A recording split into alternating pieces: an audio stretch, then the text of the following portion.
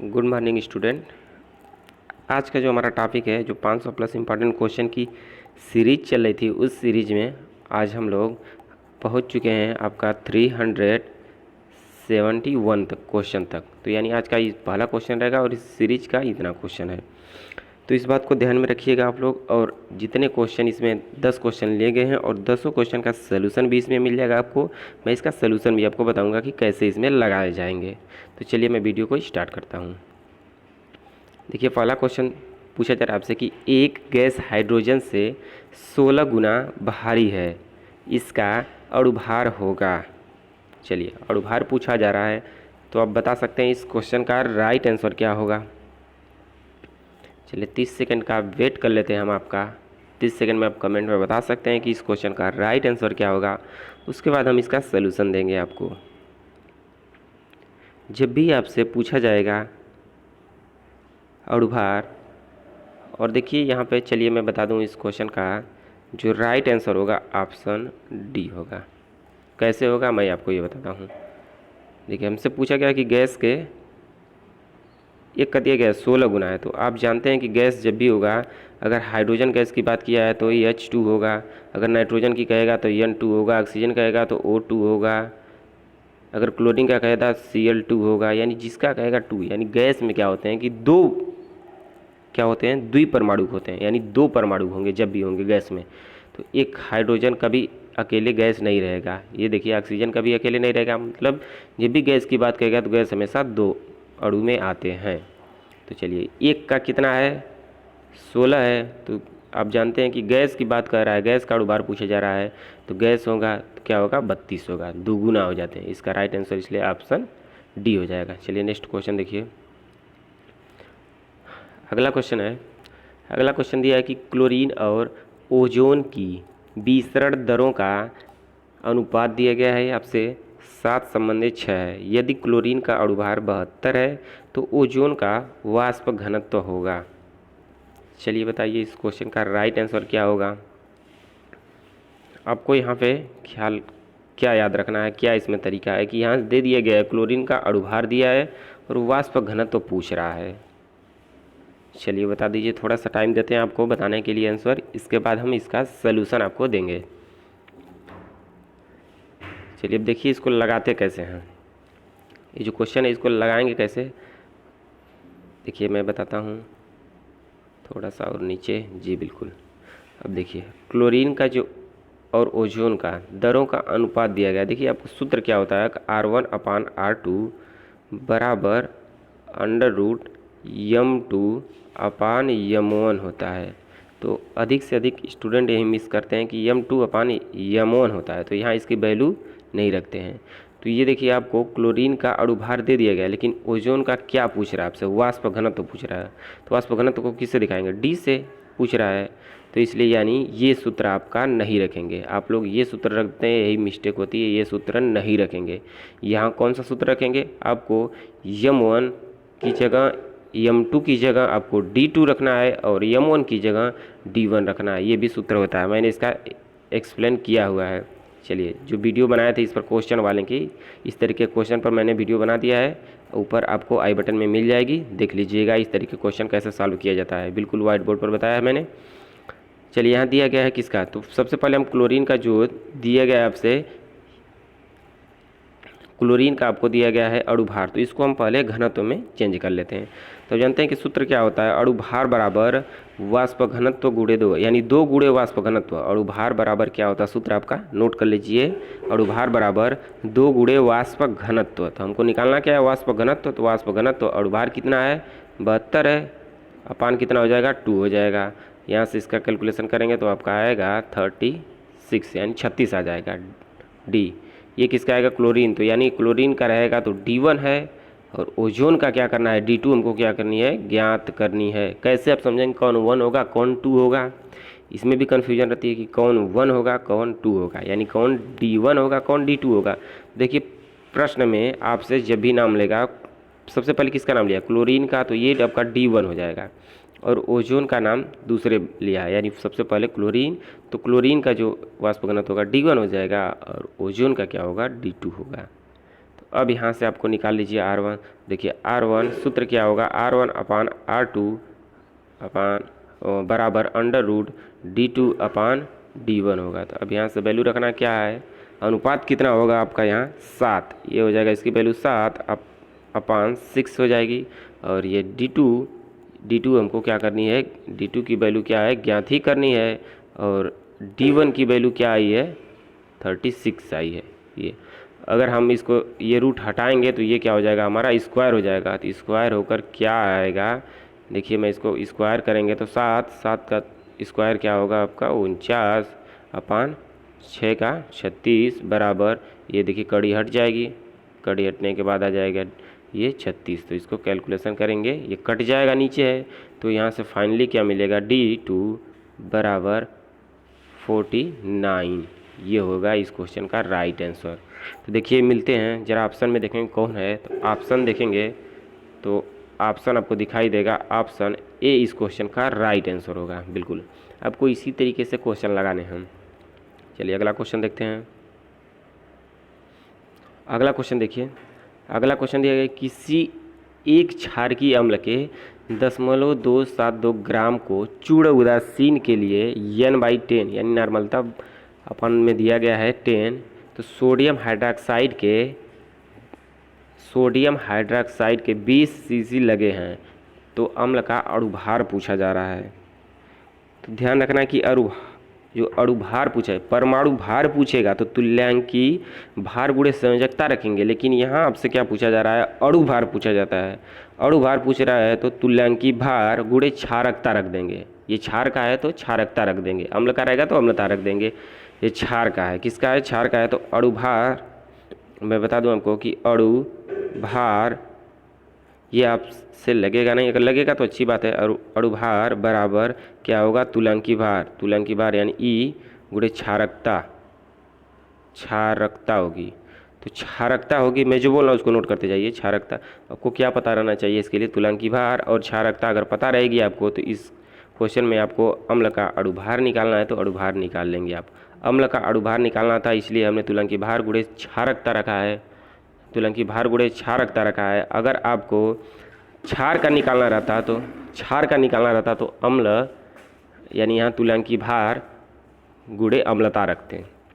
तो अम्लता और क्षारकता में भी दिक्कत होती है, तो मैंने अम्लता और क्षारकता के बारे में बता दिया, एक्सप्लेन कर दिया है। वीडियो में देखेंगे आपको ऊपर आई बटन में मिल जाएगा कि अम्लता क्या होती है, क्षारकता क्या होती है। तो जब अम्लता, इसमें क्या होगा आपका, इसमें क्षारकता होती है, तो क्षारकता यहाँ से इसकी कैसे निकालेंगे। क्षारकता आपको देखिए, क्षारकता के लिए सूत्र दिया रहेगा NaOH। तो क्षारकता में कितने, क्षारकता का मतलब क्या होता है कि OH जो होते हैं यही निगेटिव, ये कितने होंगे इसकी क्षारकता। तो ये होगा। तो यहाँ देखिए सोडियम हाइड्रोक्साइड है, अगर हम इसको ब्रेक करेंगे, तोड़ेंगे तो क्या मिलेगा, NaOH मिलेगा। अगर इसको तोड़ेंगे तो क्या मिलेगा, Na पॉजिटिव मिलेगा और प्लस OH निगेटिव ये मिलेगा। तो यानी इसकी क्षारकता यहाँ कितनी बन रही है, 1 बन रही है। इस बात को ध्यान में रखेंगे, क्षारकता की वैल्यू 1 हो गई। अब इसमें से निकाल लेना है आपको तुल्यांकी भार। तो तुल्यांकी भार इसका निकालेंगे। देखिए तुल्यांकी भार अगर सोडियम हाइड्रोक्साइड के लिए निकालेंगे तो यहाँ आपको दिया जाएगा वैल्यू, यानी आपको तरीका दिया जाएगा कि कैसे निकालना है। तो 10.272 गुणे यहाँ कर लेते हैं 1000 अपान में 2 कर लेंगे, तो इसका कैलकुलेशन आप करेंगे तो आपका आएगा 160 यानी 136 आ जाएगा ये। तो निकालना क्या था, अणुभार और क्षारकता कितनी आई थी, 1 आई थी। तो तुल्यांकी भार देखिए आ गया 136 गुणे 1, यानी आ जाएगा इस क्वेश्चन का राइट आंसर ऑप्शन डी 136 हो जाएगा। बिल्कुल आ गई बात समझ में, कुछ नहीं करना है। अणुभार आपको अणुभार दिया गया है और अणुभार दे दिया है, पूछ रहा है अणुभार, यानी इसको क्वेश्चन मार्क करेंगे। अणुभार बराबर हमने सूत्र बताया कि तुल्यांकी भार गुणे क्षारकता, तो वहाँ से हमने क्षारकता की वैल्यू 1 निकाला और तुल्यांकी भार निकाल लिया हमने 136। तो इसका कैलकुलेशन करेंगे तो 136 आ जाएगा, जो कि ऑप्शन डी होगा इस क्वेश्चन का राइट आंसर। चलिए अब अगला क्वेश्चन देखते हैं। अगला क्वेश्चन दिया है कि आधुनिक आवर्त नियम के अनुसार तत्वों के भौतिक व रासायनिक गुणधर्म आवर्ती फलन होते हैं, उसके ऑप्शन के अकॉर्डिंग किसके आवर्ती फलन होते हैं। ऑप्शन ए है परमाणु भारों के, और ऑप्शन बी है परमाणु क्रमांकों के, और ऑप्शन सी है संयोजकता के, और ऑप्शन डी है अवोगाद्रो नंबर के। तो बताना है कि किसके आवर्ती फलन होते हैं, गुणधर्म जो होते हैं आवर्ती फलन होते हैं। तो चलिए बताइए इस क्वेश्चन का राइट आंसर क्या होगा।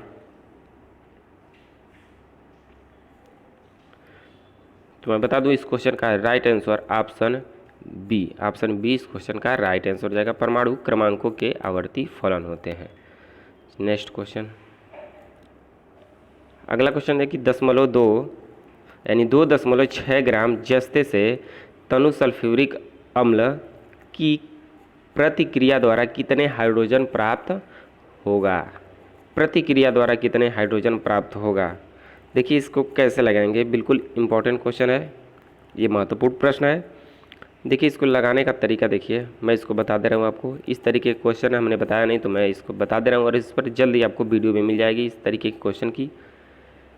देखिए आपसे दिया गया है कि जस्ते यानी 2.6 ग्राम जस्ते से तनु सल्फ्यूरिक अम्ल की प्रतिक्रिया हो रही है। किसकी? जस्ते से। तो जस्ते की देखिए हमने क्या करा दिया, जस्ते के यानी जिंक ले लिया प्लस सल्फ्यूरिक अम्ल H2SO4। अगर इसकी हम क्रिया कराएंगे आपको तो मिलेगा क्या, जिंक, यहाँ मैं आपको बता दे रहा हूँ, मिलेगा आपको जिंक यानी ZN, जिंक सल्फेट मिल जाएगा, और आपको मिल जाएगा यहाँ से हाइड्रोजन गैस क्या होगी, यहाँ से बाहर हो जाएगी, ये आपको मिलेगा। और जो कि आपको प्रश्न में इसका तुल्यांकी भार दिखाई दे रहा होगा। जस्ते का देखिए कितना है, 65 है। देखिए 65 ग्राम, अगर जिंक की बात किया तो 65 ग्राम में तनु सल्फ्यूरिक अम्ल की प्रतिक्रिया हाइड्रोजन द्वारा, तो इस बात को ध्यान में रखिएगा। तो 65 ग्राम में कितने में, 65 ग्राम में कितने हाइड्रोजन यानी हाइड्रोजन प्राप्त हुए थे हमको, H2 प्राप्त हुआ था। H2 प्राप्त हुआ था यानी 2 होंगे, 2 मिले थे। 65 ग्राम में 2 मिल रहे हैं, तो हम क्या करें अब यहाँ से 65 ग्राम में 2, तो यहाँ से हम निकाल लेते हैं कि 1 ग्राम में कितने। 65 ग्राम में 2 ग्राम हाइड्रोजन गैस प्राप्त होती है, तो 1 ग्राम में कितने प्राप्त होगी, 2/65 होगी कि नहीं होगी, 2/65 हो जाएगी 1 ग्राम में। अगर आपसे प्रश्न में पूछा है कितने से, 2.6, तो 2.6 ग्राम के लिए निकालेंगे, यानी 2.6 ग्राम के लिए निकालेंगे तो इसमें क्या कर देंगे, 2.6 का गुणा कर देंगे, 2.6 का गुणा कर देंगे, ये आ जाएगा हमारा।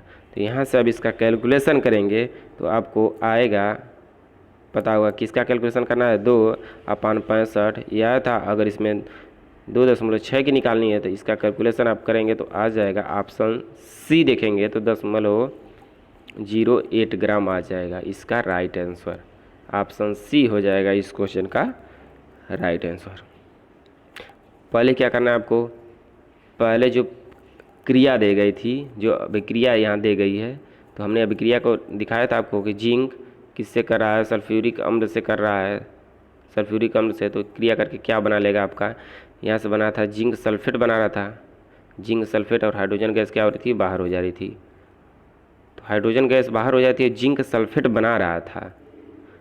तो यहाँ से आपको पूछा जा रहा है किसमें संबंध किसका है, जिंक में और हाइड्रोजन गैस में, यही संबंध है। तो जिंक यहाँ के लिए आपको देखिए 65 है, जो कि प्रश्न में मिल जाएगा, आपको दिखाई दे रहा है यहाँ प्रश्न में ये मिल जाएगा। 65 ग्राम के लिए कितना हाइड्रोजन का है, तो 1 अगर रहेगा हाइड्रोजन तो 1 ग्राम, अगर 2 हाइड्रोजन है तो 2 ग्राम, यानी इसका भार हो जाएगा तो 2 ग्राम हो जाएगा। यानी 65 ग्राम के लिए कितने मिल गए, 65 ग्राम के लिए 2 ग्राम हाइड्रोजन गैस लग रही है। तो 1 ग्राम का निकाल लेंगे, और 1 ग्राम का निकाल लेंगे तो पूछा जा रहा है आपसे कि 2.6 ग्राम जिंक के लिए, जस्ते के लिए कितने ग्राम होंगे। तो मैंने इसका कैलकुलेशन करके आपको बता दिया। चलिए अगला देखिए, अगला प्रश्न देखिए। प्रश्न थोड़ा सा बड़ा है लेकिन कॉन्सेप्ट इसका बिल्कुल क्लियर कर दूंगा मैं। बहुत छोटा क्वेश्चन है, केवल वैल्यू रखनी है आपको। दिया है कि 15 अंश सेल्सियस तथा 750 mm दाब पर एक गैस के निश्चित भार का आयतन दिया गया है 500 घन सेमी। यदि इसके ताप पर 45 अंश सेल्सियस तक बढ़ा दिया जाए तो कितने दाब पर गैस का आयतन 600 घन सेमी हो जाएगा। कितने दाब पर पूछा जा रहा है। तो चलिए इसको मैं आपको बता दे रहा हूँ, इसका मैं डायरेक्ट आपको बता देता हूँ। तो पहले जो दिया है आप पहले उसको वैल्यू रख लेंगे। देखिए क्या क्या दिया है, देखिए यहाँ दिया है T यानी टेम्परेचर यहाँ दिया है, यहाँ भी टेम्परेचर दिया है। तो टी की वैल्यू दिया यानी T1 बराबर आपसे दे दिया है, मैं थोड़ा सा नीचे और रखने का प्रयास कर रहा हूँ। चलिए T1, तो T1 की वैल्यू आपको दिया गया है 15 अंश सेल्सियस। तो 15 अंश सेल्सियस दिया है, जबकि इस तरीके के जितने आपको केमिस्ट्री में मिलेंगे तो आप केल्विन में लगाएंगे। तो केल्विन में लगाने के लिए क्या करेंगे, ये सेल्सियस में दिया है तो केल्विन में लगाने के लिए हम क्या कर देंगे, 273 इसमें ऐड कर देंगे हमेशा।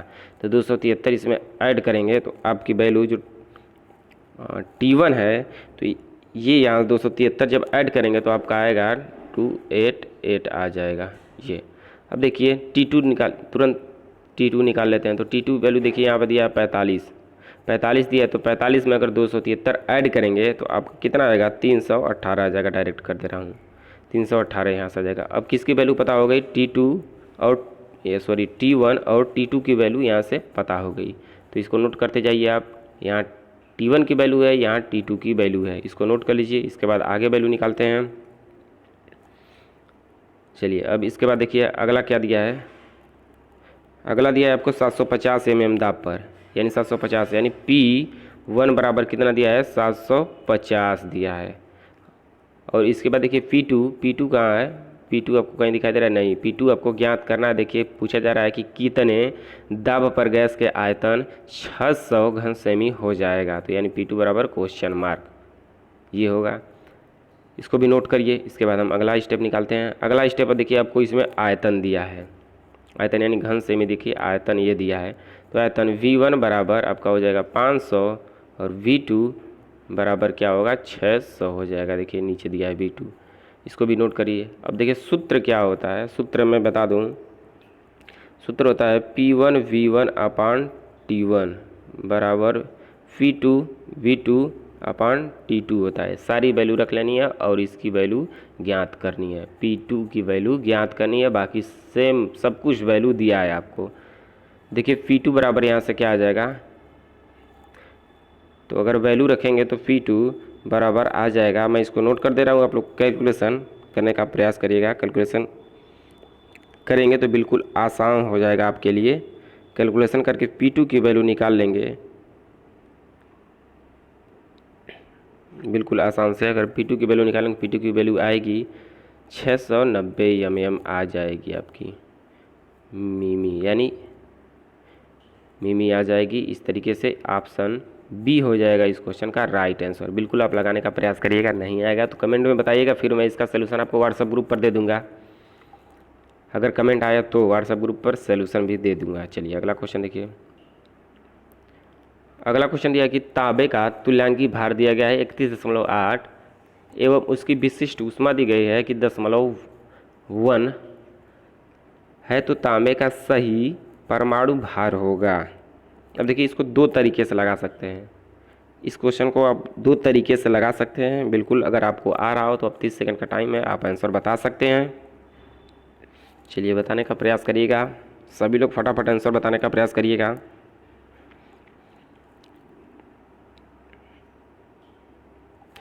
चलिए मैं बता दे रहा हूँ कि क्वेश्चन आपसे पूछा क्या जा रहा है कि परमाणु भार होगा, तो परमाणु भार बराबर तुल्यांकी भार गुणे संयोजकता। अगर अणु भार रहता तब बदल जाता, संयोजकता नहीं होती, लेकिन परमाणु भार है तो तुल्यांकी भार बराबर परमाणु भार बराबर तुल्यांकी भार गुणे संयोजकता। तो यहाँ से अगर आप निकालेंगे, और चलिए मैं इससे एक आसान सा तुल्यांकी भार और संयोजकता पता रहेगी तो परमाणु भार आपको पता हो जाएगा। चलिए इससे पहले मैं आपको बता देता हूँ कि एक जो ड्यूलांग का पेटिट का नियम होता है, ड्यूलांग पेटिट के अनुसार, यानी ड्यूलांग पेटिट के अनुसार क्या होता है, उनका सूत्र क्या है कि परमाणु भार बराबर क्या है, देखिए मैं लिख दे रहा हूँ, परमाणु भार बराबर 6.4 अपान विशिष्ट ऊष्मा। क्या है, अपान विशिष्ट ऊष्मा है, नोट कर लीजिएगा, विशिष्ट ऊष्मा होती है।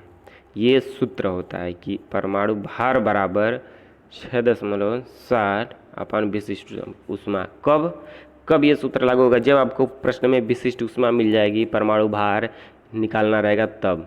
विशिष्ट ऊष्मा जब आपको मिलेगी क्वेश्चन में, तब इसके लिए ये नियम लगाएंगे, ये सूत्र लगाएंगे आप। किसका, मैं बता दे रहा हूँ डुलांग-पेटिट के अनुसार, यानी डुलांग-पेटिट का ये नियम है, डुलांग-पेटिट का नियम है, इसको लगाएंगे आप तो आंसर आ जाएगा। सूत्र क्या था, परमाणु भार बराबर देखिए बिल्कुल आसान है, परमाणु भार बराबर 6.4 गुणे विशिष्ट उष्मा कितनी है, 0.1 है। तो यहाँ से कैलकुलेशन करेंगे तो आपका आ जाएगा 64। देखेंगे कि जो कि नियर अबाउट लगभग आपको ऑप्शन बी दिखाई दे रहा है, तो ऑप्शन बी इस क्वेश्चन का राइट आंसर कर लेंगे तुरंत। ऑप्शन बी इस क्वेश्चन का राइट आंसर होगा, बिल्कुल आ गया होगा आपको समझ में। और आप लगा सकते हैं, आप जाएंगे तो ये इतना निकालने के बाद आप करेंगे कि परमाणु भार बराबर तुल्यांकी भार गुणे संयोजकता, तो संयोजकता फिर निकालेंगे, संयोजकता निकालने के लिए फिर तुल्यांकी भार निकालेंगे, तुल्यांकी भार के लिए तब परमाणु भार में रखेंगे, तो परमाणु भार बराबर तुल्यांकी भार गुणे संयोजकता से निकाल लेंगे। चलिए अब इसके बाद देखिए अगला क्वेश्चन है, 8 नंबर का क्वेश्चन है। क्वेश्चन पूछा जा रहा है कि किसी तत्व के क्लोराइड का सूत्र दिया गया है, MCl3 है, यदि तत्व का तुल्यांकी भार 9 है तो उसका परमाणु भार होगा। बिल्कुल आसान सा क्वेश्चन है, उम्मीद है कि इस क्वेश्चन का आप लोग आंसर बता देंगे फटाफट। परमाणु भार बराबर तुल्यांकी भार गुणे संयोजकता से तुरंत लगाइए, अभी जल्दी बताएं इसका आंसर क्या होगा।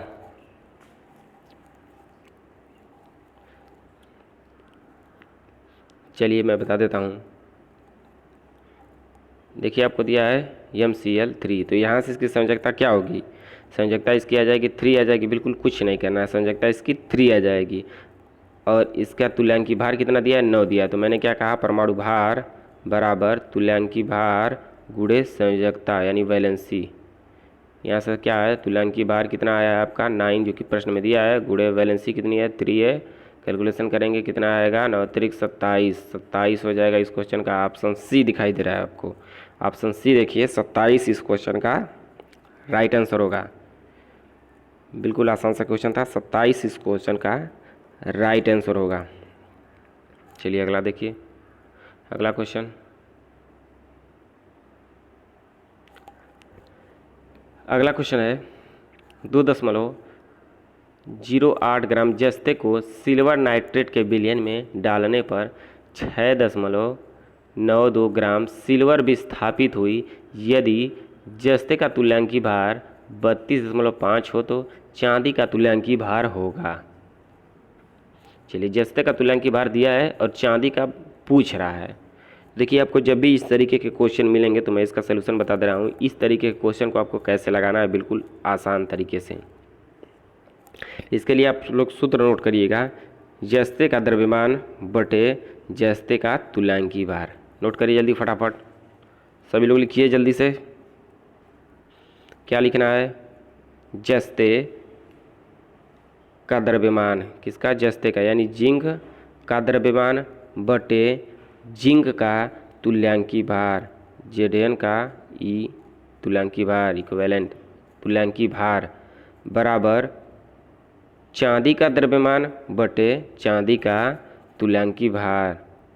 बिल्कुल नोट करिए जल्दी से, चांदी सिल्वर दिया गया है आपसे, तो Ag का द्रव्यमान बटे Ag का तुल्यांकी भार।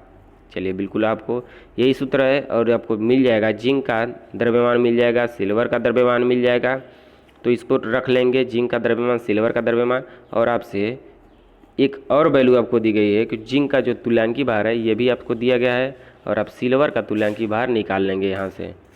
तो निकालने के लिए इसको क्या करेंगे, वैल्यू रख देंगे, कुछ नहीं करना है।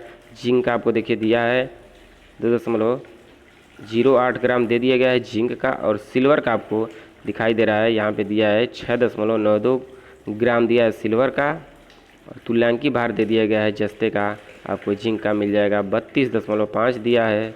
आपको चांदी का निकालना है, कैलकुलेशन करेंगे तो क्या आएगा देखिए मैं आपको बता दूं,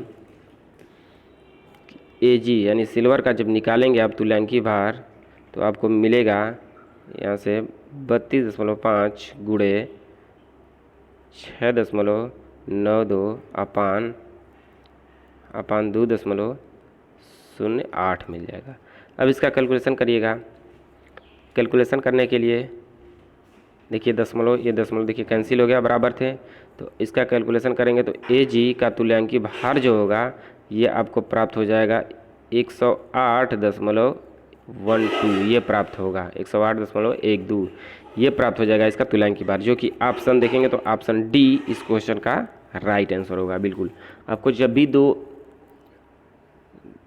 द्रव्यमान देंगे और यानी दो धातु रहेंगे या यौगिक रहेंगे तो दो द्रव्यमान मिलेगा और दो तुल्यांकी भार मिलेगा तो आपस में बराबर होते हैं। आपस में बराबर का सूत्र लगाएंगे, जैसे मैंने आपको बताया है, आपने नोट किया है कि जिंक यानी जस्ते का द्रव्यमान बटे जस्ते का तुल्यांकी भार बराबर चांदी का द्रव्यमान बटे चांदी का तुल्यांकी भार। इस तरीके से आपको जितने क्वेश्चन मिलेंगे सभी क्वेश्चन लगा लेने हैं। चलिए, इसके पहले भी मैंने इस तरीके के क्वेश्चन आपको कराए थे, आप जाएंगे तो PDF अगर आपके पास होगा तो आप देखेंगे आपको मिल जाएगा। चलिए अगला देखिए क्वेश्चन। अगला क्वेश्चन दिया है कि 5.3 ग्राम पर लीटर यानी 5.3 ग्राम प्रति लीटर के सोडियम कार्बोनेट के विलयन की नॉर्मलता होगी। Na2CO3 दिया गया है और इसका तुल्यांकी भार भी दे दिया गया है। तो ये सोडियम कार्बोनेट है।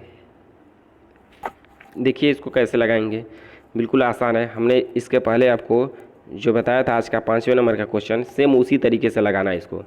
यहाँ देखिए तुल्यांकी भार इसका दे दिया गया है, कितना दिया है 53 दे दिया गया इसे सोडियम कार्बोनेट का। तो सोडियम कार्बोनेट का और नॉर्मलता पूछ रहा है तो 53 ये दे दिया गया। तो 53 ग्राम, अगर 53 ग्राम सोडियम कार्बोनेट को अगर 1 लीटर में लें तो कितनी नॉर्मलता आएगी 1 लीटर में। देखिए ग्राम प्रति लीटर दिया गया था तो 1 लीटर में इसकी आएगी कितनी वैल्यू नॉर्मलता आएगी। अगर 53 ये ऑप्शन से, यानी ये ऑप्शन से नहीं, ये आपको प्रश्न से समझना है क्या दिया। तो 53 ग्राम तुल्यांकी भार दे दिया गया ना, तो यहाँ से क्या हो जाएगा 53 ग्राम ये सोडियम कार्बोनेट को 1 लीटर, ध्यान से सुनिएगा, 1 लीटर अगर 1 लीटर में घोलने से नॉर्मलता जो होगी प्राप्त होगी। क्या होगी नॉर्मलता यहाँ प्राप्त होगी।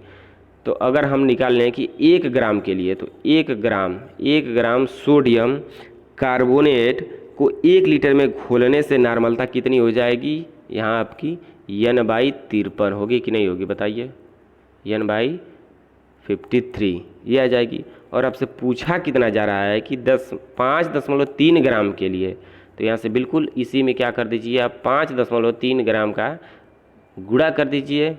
तो आप इसका कैलकुलेशन कर लीजिए, आ जाएगा बिल्कुल दशमलव, अगर काटेंगे तो 1/10 यानी आपका आ जाएगा कितने में 5.3 में कितनी आ जाएगी आपकी N/10 आ जाएगा, जो कि देखेंगे ऑप्शन आपको दिखाई देगा, ऑप्शन डी इसका करेक्ट हो जाएगा राइट आंसर। पहले आपको आइडिया दे दिया था सोडियम हाइड्रोक्साइड का, तो 53 ग्राम सोडियम कार्बोनेट है, 53 ग्राम सोडियम कार्बोनेट को 1 लीटर जल में घोलने से नॉर्मलता 1 प्राप्त होती है। अगर N प्राप्त होता है तो आप 1 ग्राम के लिए निकालेंगे तो 1 ग्राम सोडियम कार्बोनेट के 1 लीटर में घोलने से नॉर्मलता N/53 होगी। तो आपसे पूछे कितने का जा रहा है, कितने का पूछा जा रहा है, तो यानी पूछा जा रहा है कि 5.3 का, तो 5.3 के लिए निकालेंगे तो N/53 और गुणा कर देंगे कितने 5.3 का, तो आ जाएगा N/10 आ जाएगा इस क्वेश्चन का राइट, जो कि ऑप्शन डी देखेंगे तो राइट आंसर होगा। तो आज का ये लास्ट क्वेश्चन था, आज के लिए इतना ही। आप लोग चैट में बता सकते हैं, लाइव चैट में बता सकते हैं कि आपने 10 में से कितने क्वेश्चन किया है, यानी टोटल 10 क्वेश्चन थे, 10 में से आपने कितने किया है, 5 किया है कि 6 किया है कि 7 किया है कि 8 किया है कि 9 किया है कि 10 किए हैं कि 2 किए हैं 1 किए हैं, जितना किए हैं उतना आप यहाँ बता सकते हैं। 10 में से कितना क्वेश्चन आपने अटेंड किया है और कितना आपने किया है, कितना आपके सही है। अगर आप 7 से ऊपर करते हैं, 7 तक करते हैं तो आपकी ठीक ठाक है प्रिपरेशन। चलिए आज के लिए इतना ही, तब तक के लिए मिलते हैं कल। जय हिंद, जय भारत।